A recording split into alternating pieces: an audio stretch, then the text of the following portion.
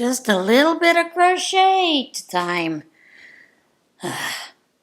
So, let's chat. How are you guys doing this day? It was cold, it was windy out there today. I forgot to take a jacket with me.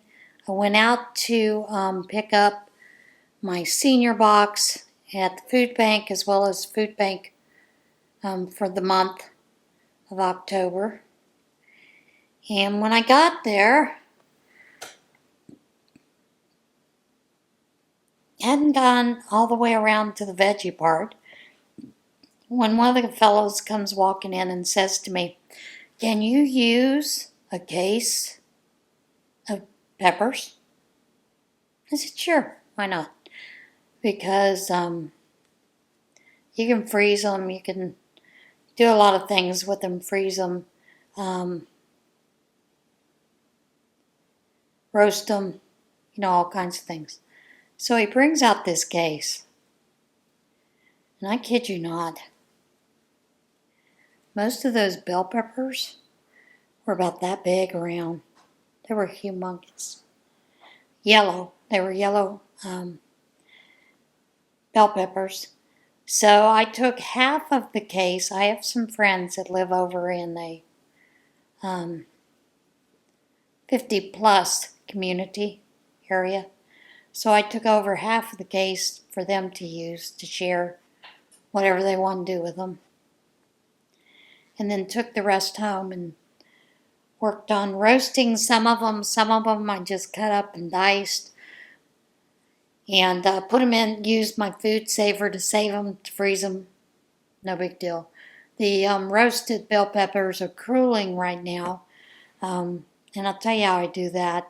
Basically, you turn your oven to 450. You just you cut, and what I do is I cut the bell peppers, take out the top part, take out the seeds and the membrane, then lay them face down on a cookie sheet that is foil lined or parchment lined. Usually I just use foil because of the heat. And then you set them in there in the oven for the next 25 to 40 minutes, depending on how charred you want them to be.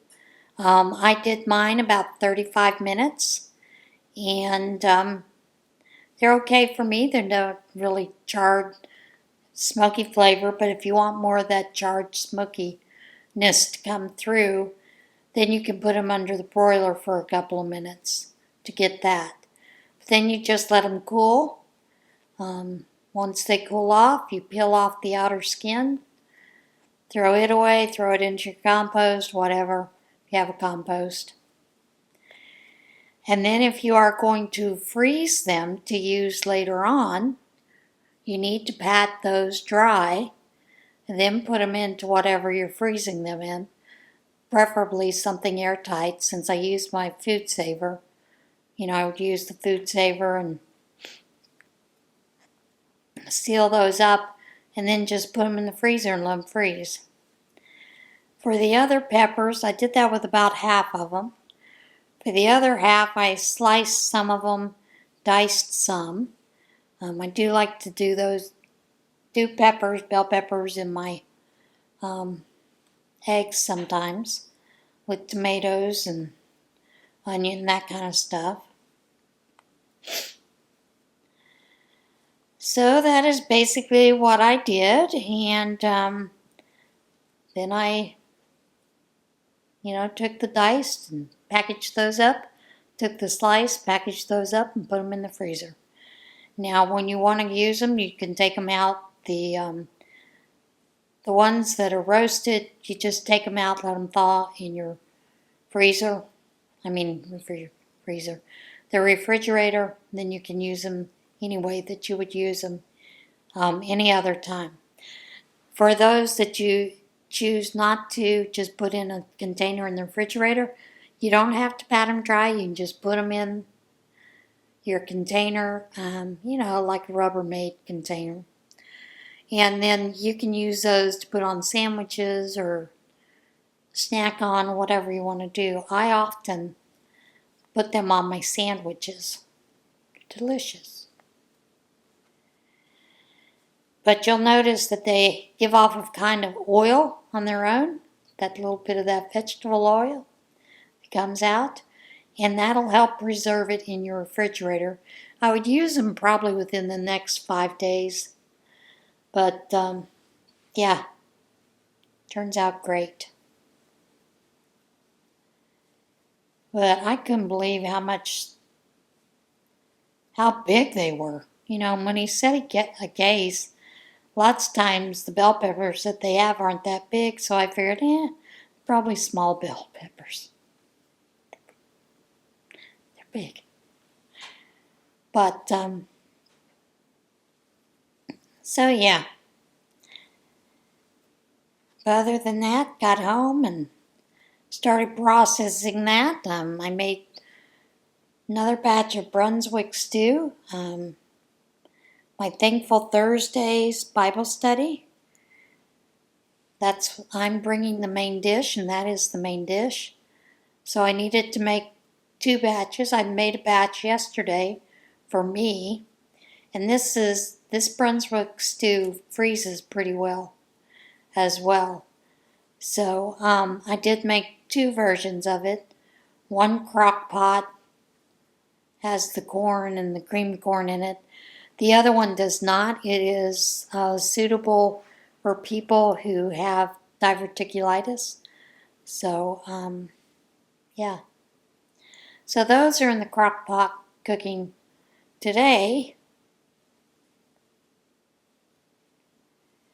It has just been a whirlwind of cooking all day, seems like.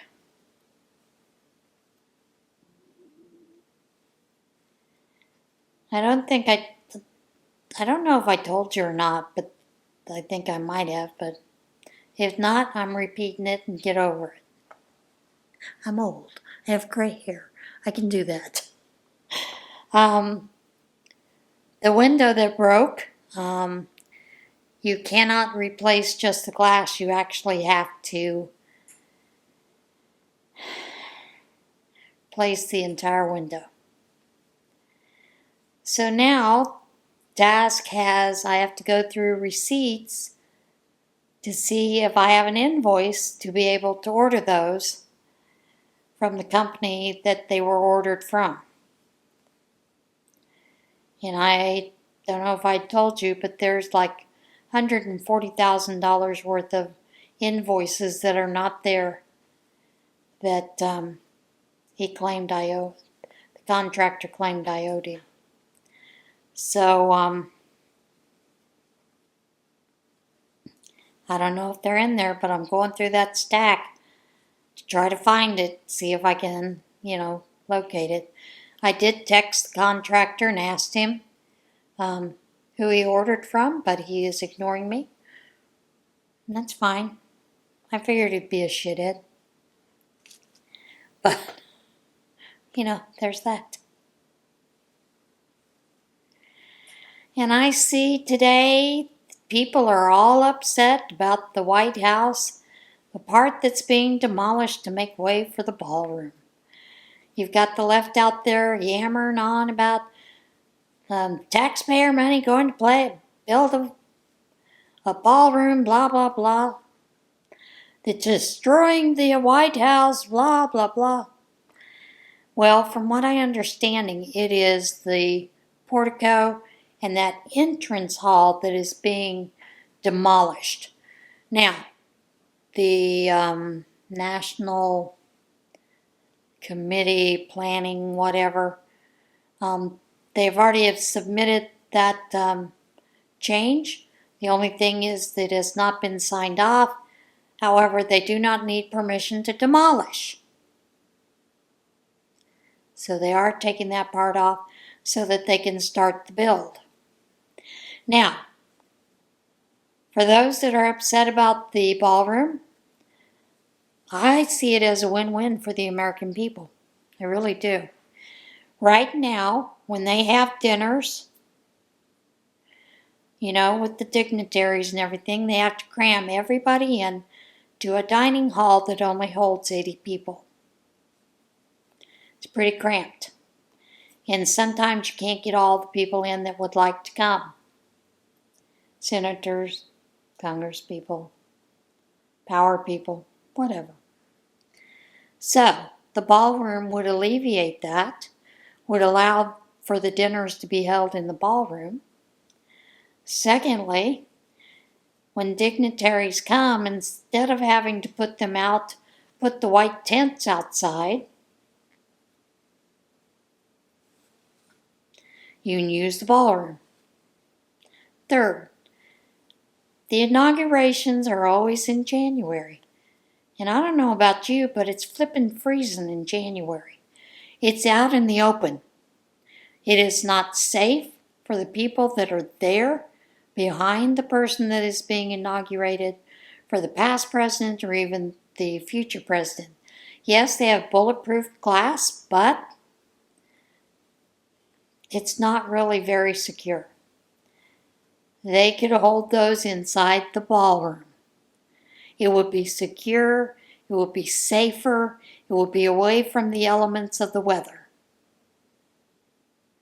And it's not being funded by taxpayer money. It is done by private donors as well as Trump himself donating a large portion of it. So let's get that out there, right?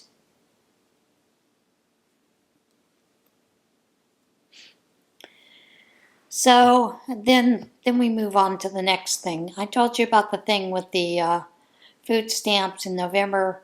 People will not be getting food stamps anywhere across the nation. That is 41 million people who will not have access to food stamps. Some of those people, that is the only means of food they have available to them. That's going to be a problem. Now, I saw a video, my son had posted the video this morning, of Dan Gratz, Democrat, trying to say that the Republicans weren't there, nowhere to be seen, they weren't serious about getting the work done in order to make sure that the government is opened up. Let's be honest here. Every single day, they have voted on the CR. Every single day. And every single day, Democrats have voted no. I think there are 5 now that have voted yes, going along with the Republicans. They could do a mini CR that would approve funding for food stamps and beyond, but they are refusing to do that. That has been proposed. They are refusing to do that. You can see all of this when you go to the Senate.gov to see what's happening. So no, Republican senators are not away. They are there doing what needs to be done. And on top of that, they are passing a lot of those people through that Trump has wanted in the administration, from judges, cabinet positions, and all those kind of things. So that's being done in the background. Now, I have a couple of friends that receive food stamps, and they're terrified because Pennsylvania put up on their website today there would be no food stamps. Please be courteous, and this is beyond our control, blah, blah, blah, that kind of thing. So, folks, this is your call to action. Go in there. You look to see those Democrats, and I'm specifically talking about Democrats. See those Democrats that are voting no? You start emailing them. You start calling their offices. If they have an office that's nearby that you can get to in your state, you go protest in front of their offices. Serious. This, and I guarantee you, 41 million people not being able to get food for the next month or two because of this stupid political posturing the Democrats are doing is not going to end well. It is not. And I have this sneaking feeling this is exactly what Democrats are trying to do, to create some kind of civil war or issue and try to blame it on Trump.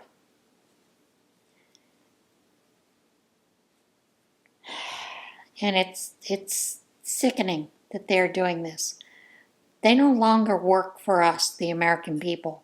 They're working for themselves and for other countries. Because the majority of this 1.5 trillion they are wanting is to benefit illegals and other countries. You can do that when you start working on the budget. You don't have to do that for the CR. This is just to keep the government open and working while you're working on the budget. Ugh. So, you can see I'm pretty upset about this and tired of this nonsense.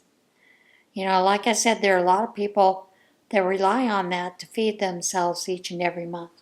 And it's just wrong of the Democrats to play these games. And then to try to point it out that it's Republicans, President Trump, that's holding everybody hostage. No, it's Democrats, quite frankly, that are holding everybody hostage.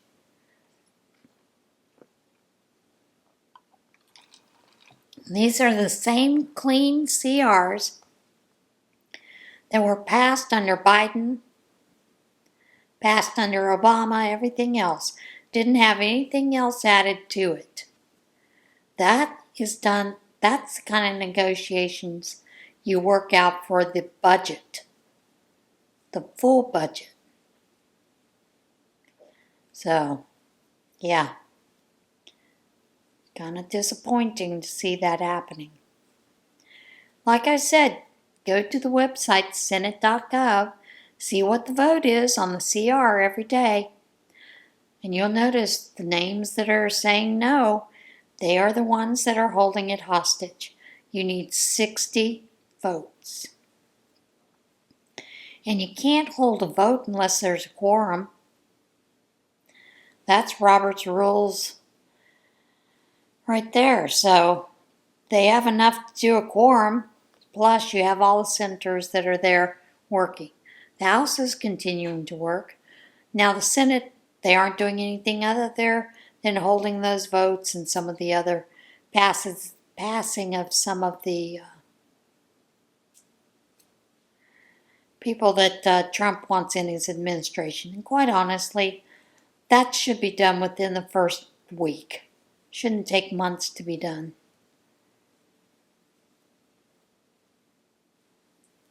So,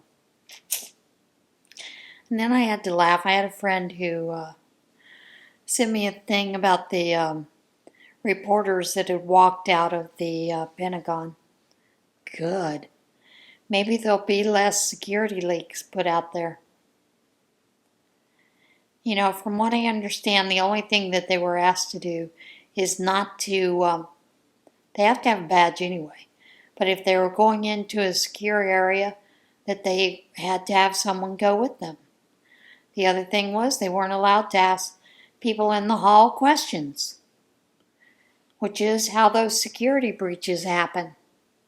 You know, maybe someone answered something, or maybe they overheard two people walking down the hall talking about something. So then they report on it, and they use anonymous sources. They've asked them not to use anonymous sources. I got no problem with that. If you're working in the Pentagon and you are answering reporters' questions, you're not anonymous. You, quite frankly, you should be the one outed for that. So, yeah, a little frustrated with the kind of things that are going on. And I don't like it getting chillier. It seems like it went from decent to just freezing. You know, I mean, Saturday, it was 71 degrees. Kind of toasty here. And now it's like in the 40s, 50s.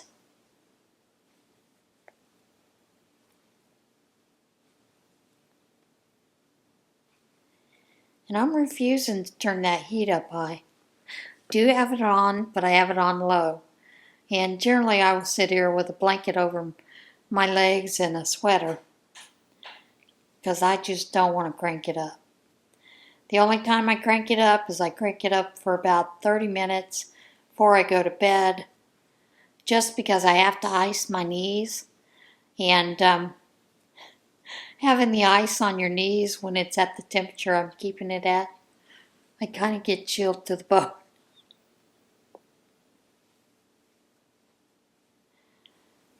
So what are you guys working on today? The one thing that I haven't been looking at is the stuff with the 3-eye atlas. I don't know what's going on there. I hope you were able to go see the comet that was out there and the meteor shower that was last night and the night before. Forgot to talk about those. Those are always interesting to see, especially if it's not cloudy where you're at. It's been cloudy here, so not able to see that.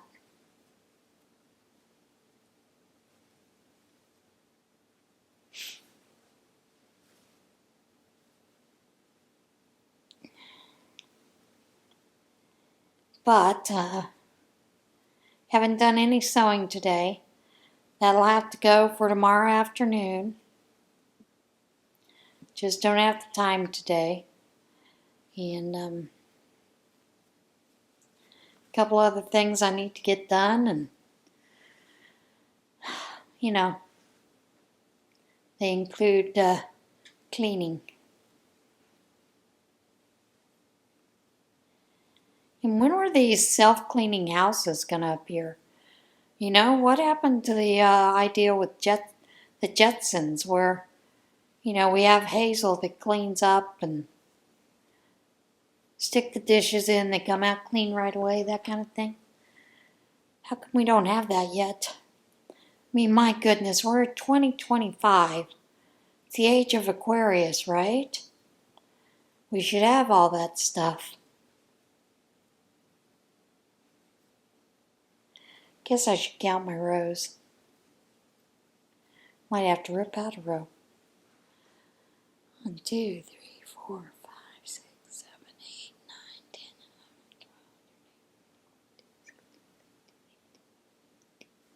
12, 3 more rows to go.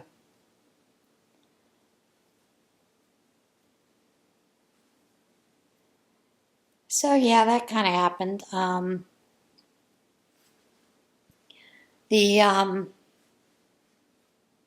Some of the things that I was going to make for the craft fair, I've decided I'm not going to. I think it would be overload for a table. We're only allowed 1 table.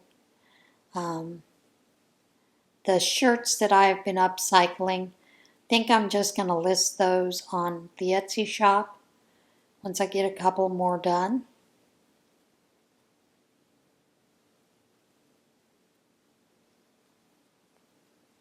I have an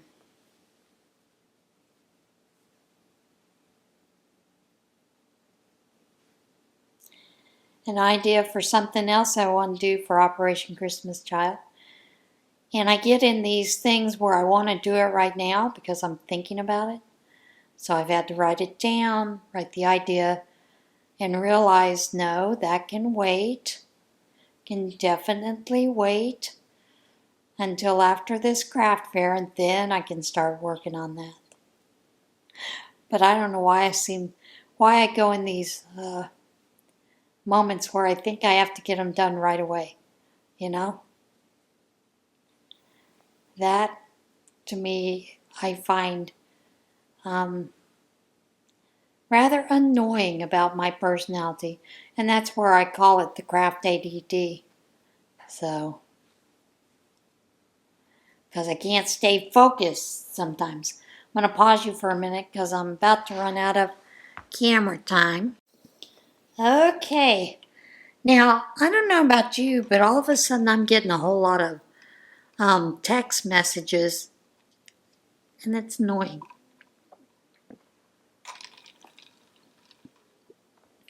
You know, things like, we're hiring, are you still interested in this? Along with the occasional, hello? Hello? How are you? The other one I saw was one that came and said, have you been able to sleep yet? I'm like, I just usually delete and report those as junk. You know? But it seems that all of a sudden we're getting a whole lot more of those kind of things.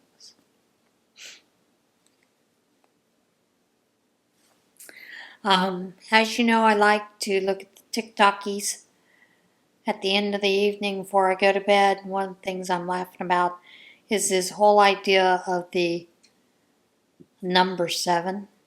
Supposedly, if a video that says welcome, you're a fellow number 7, this video has landed on your For You page, that means you are also a number 7. You know, and I'm like, what exactly is a number 7? What does that mean? Then I go, and because I'm curious, you know, I go and see there's people saying that it means that you are the rarest of rare people, that you are a bit of a rebel, you're more of a clairvoyant, you're in the lavender stage of whatever the lavender stage is. All kinds of things like that, and I'm laughing. There's one guy that I watched that is making fun of being part of the 7 Club. He said, I don't know where the meetings are. When do we have the meetings? How am I supposed to know? Where am I supposed to meet these other people at? He said he did discover what it means. Apparently, if you're a number 7 person, you have to have invented something. I mean, he's having fun with this, and I'm laughing, you know, because the whole thing.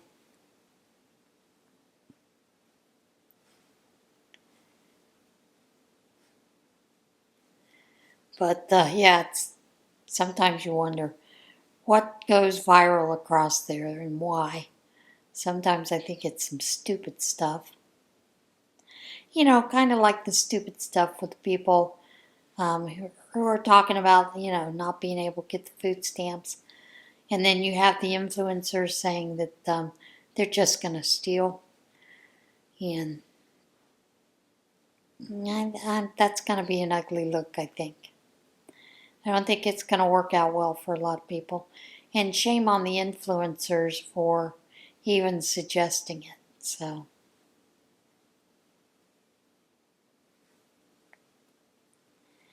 and I do think it's rather funny. The all the people upset by some of the memes and some of the AI videos that Trump, Vance, Caroline Levitt have put out there that are basically trolling the left. Not only trolling them, but rage baiting them. Which is kind of what some of those Democrat influencers do on Instagram, Facebook, and TikTok do all day long while getting paid for it to try to get you upset about what's going on in the government without even looking into it to see what's going on, you know, to see if it's true. So, yeah. But,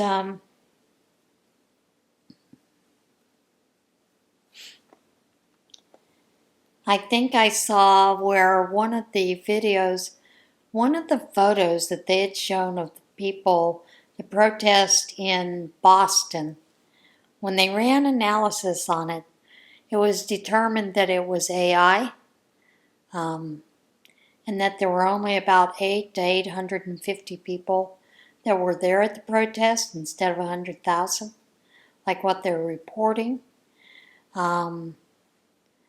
There are quite a few companies that do metadata mining for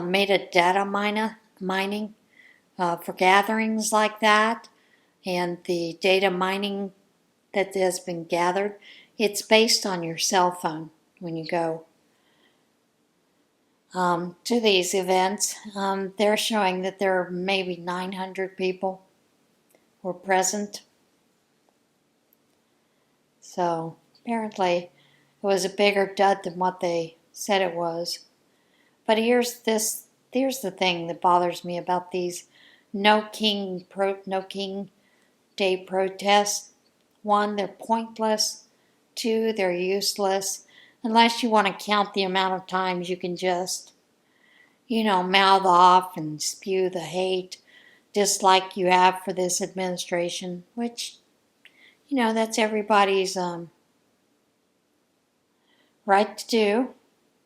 So you're not solving anything.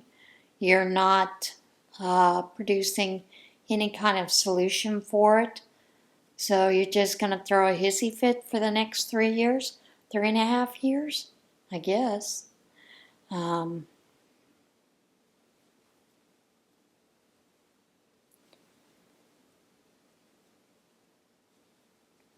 But the other thing is, Trump is not the king.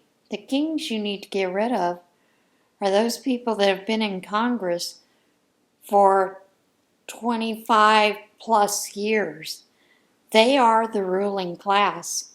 They are the royalty of America, and they are the kings because they set the rules. So if you're going to protest the kings, you ought to protest the right kings to get rid of them, and either vote them out or insist on term limits. I think right now we are looking for a constitutional amendment. I think there are 36 states that have signed on for that. If you get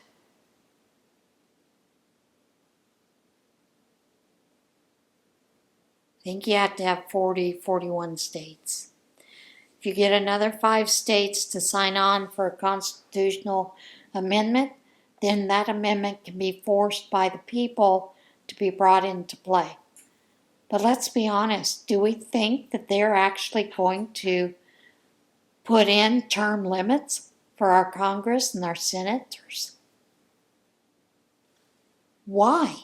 When they can siphon off millions by doing what they do and making, 30, 40-year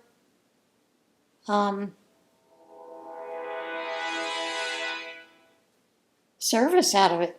Supposedly they say they're serving the American people, but I don't know about you, but I don't think they are.